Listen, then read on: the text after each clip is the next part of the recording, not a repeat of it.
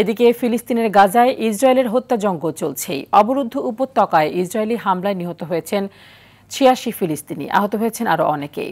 নিহতদের মধ্যে ক্ষুধার্ত ত্রাণ প্রার্থীর সংখ্যাই অর্ধ শতাধিক। এর মধ্যে ত্রাণ নিতে গিয়ে ইসরায়েলি সেনাদের গুলিতে প্রাণ হারিয়েছেন অন্তত ৪৯ ফিলিস্তিনি।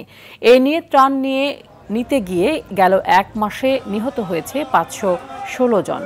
ত্রাণের নামে মৃত্যু ফাঁদ তৈরি করেছে বর্বর ইসরায়েলিরা। যুদ্ধবিরতির মেয়াদ শেষ হওয়ার আগে গেল ২ মার্চ থেকে গাজায় ত্রাণ প্রবেশ বন্ধ করে ইসরায়েল। এতে অবরুদ্ধ উপত্যকাটিতে দুর্ভিক্ষ পরিস্থিতি তৈরি হয়।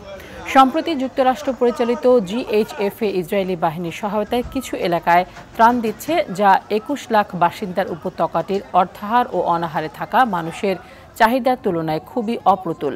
দাতব্য সংস্থাগুলোকে পাশ কাটিয়ে এভাবে ত্রাণ দেওয়ার সমালোচনা করেছে জাতিসংঘ। সংস্থাটি বলছে, গাজায় ত্রাণকে হাতিয়ার হিসেবে ব্যবহার করা হচ্ছে।